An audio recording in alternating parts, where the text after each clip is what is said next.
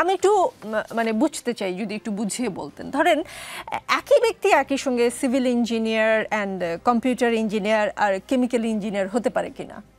না, পারে না। আচ্ছা, মনে হয় না, আমার যতটুকু নলেজ আছে মনে হয়। আচ্ছা, তাহলে একই ব্যক্তি সরকার প্রধান, দলের প্রধান ও সংসদ নেতা হতে পারে কিনা? এটা তো কমপ্লিটলি ডিফারেন্ট একটা সিনারিও আপনি বললেন। একটা হলো পলিটিক্যাল, আপনার রাষ্ট্র পরিচালনা, রাজনৈতিক দলের প্রধান এবং সংসদের প্রধান। আর আপনি বলছেন যে একই পেশার তিনটা ডিফারেন্ট ব্রাঞ্চের প্রধান, তো মানে অথবা তিনটা ব্রাঞ্চের এক্সপার্টিস হতে পারে কিনা।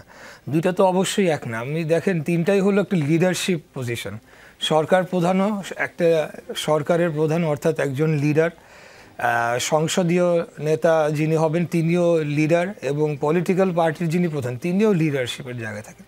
তো আমাদের বাংলাদেশের যে বর্তমান প্রেক্ষাপটে গণতন্ত্রের যে অবস্থা আমরা রয়েছে অনেক আর্লি স্টেজে, এই জায়গাতে আমি মনে করি যে একই ব্যক্তি তিনটা জায়গার প্রধান হতে পারেন। এই কারণেই, তা না হলে পরে একটা বিশৃঙ্খলা তৈরি হতে পারে, একটা কনফ্লিক্ট তৈরি হতে পারে, এবং সেই জায়গাতে বারে বারে যদি এই ধরনের বাধা আসে বা একটা কনফ্লিক্ট তৈরি হয়, তাহলে কিন্তু রাষ্ট্র পরিচালনায় যেরকম একটা বিঘ্ন সৃষ্টি হবে, সেরকম দলীয় শৃঙ্খলাতেও একটা সমস্যা তৈরি হতে পারে। সংসদেও যখন আইন পাশ করবেন আপনি বা বিভিন্ন ধরনের বিল উত্থাপন হবে, তখন কিন্তু এক ধরনের জটিলতা তৈরি হতে পারে। তো আমি মনে করি আর্লি স্টেজ অফ ডেমোক্রেসিতে ইটস ওকে টু হ্যাভ এক ব্যক্তি যদি তিনটা দায়িত্ব পালন করেন আর কি। জি, আপনি বলছেন যে আমি ডিফারেন্ট বা একটা পেশাগত জায়গার কথা বলেছি। যদি ধরেন আমি অন্য কোনো পেশার কথাও ধরি, ধরেন একজন ডক্টর যিনি কানের ডাক্তার, তিনি নিশ্চয়ই আসলে হাড়ের ডাক্তার না, তিনি আবার হাড়ের ডাক্তার হবেন, তিনি আবার হার্টের ডাক্তার হবেন, এটা হয় না আসলে। কোনো মানে রাজনীতিকেও যদি আমি একটা এরিয়া ধরি, একই ব্যক্তি সরকার প্রধান, দলের প্রধান এবং সংসদ নেতা হতে পারেন তখনই যদি ওই দলে যোগ্য লোক না থাকে, তিনটি আসনে বসবার মতো লোক না থাকে। তো একই ব্যক্তিকে আপনারা আবার দুবারের বেশি প্রধানমন্ত্রীও হতে হবে, সেটাও দেখতে চান? মানে দেশে কি যোগ্য লোকের অভাব, না শুধুমাত্র আপনাদের দলে যোগ্য লোকের অভাব? না, দেখেন, বাংলাদেশ জাতীয়তাবাদী দল বিএনপি কিন্তু সর্বপ্রথম বাংলাদেশের ইতিহাসে যে পরপর দুইবারের বেশি প্রধানমন্ত্রী হতে পারবে না, এই ঘোষণাটি এসেছে কিন্তু বিএনপির পক্ষ থেকে। অর্থাৎ একটা পরিবর্তন কিন্তু শুরু হয়েছে, যেটা আমরা দেখতে পাচ্ছি, এবং আমার বিশ্বাস যে ভবিষ্যতেও এই জিনিসটি অতি দ্রুততম সময়ে কার্যকর হবে।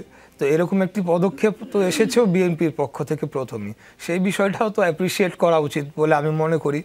এবং পরপর দুইবারের বেশি প্রধানমন্ত্রী হতে পারবে না, এবং এখন যে আলোচনাটি আসছে যে তাহলে একবার গ্যাপ দিয়ে তৃতীয়বার কেন হতে পারবে, তো আমি মনে করি যে এটাও এখন আলাপ আলোচনা হচ্ছে। ঐকমত্য কমিশন বিভিন্ন দলগুলোর সাথে বৈঠক করছে। আমি বিশ্বাস করি যে একটা জায়গায় পুরা বাংলাদেশ, পুরা জাতি এক জায়গায় অবশ্যই একটা ঐকমত্যে পৌঁছাতে পারবে এই বিষয়ে। তো একটা জায়গায় কি পুরো জাতি ঐক্যমত্যে পৌঁছাতে পারবে, বা সেটা কি আসলে আপনারা অ্যাপ্রিসিয়েট করছেন? আপনারা বলছেন, যেমন আজকে আমির খসরু মাহমুদ চৌধুরী বলেছেন যে দেশের চলমান সংস্কার নিয়ে সবাইকে সব বিষয়ে একমত হতে হবে বলে তিনি মনে করেন না। তিনি বলছেন যে সবাইকে যে একমত হতে হবে, এটা যারা চিন্তা করে এটা তো একটা বাকশালী চিন্তা। না, এটা ডেফিনেটলি সবাই যদি সব কিছুতে একমত হতো, তাহলে তো দেশে আর রাজনীতি বা দেশে কোনো ধরনের মত পার্থক্য বা এই ধরনের কোনো বিষয় থাকতো না। তাহলে তো সবাই এক ব্যক্তি, এক দল, এক রাষ্ট্র, যেটা বাকশাল, সেরকমই হয়ে যেত, তাই না?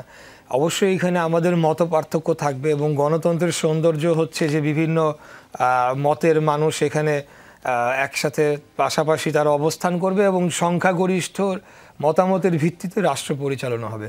সকল বিষয়ে যদি সব একমত হয়ে যায়, সবাই একমত হয়ে যায়, তা এটা তো সম্ভব না কোনোদিনও, আমি মনে করি।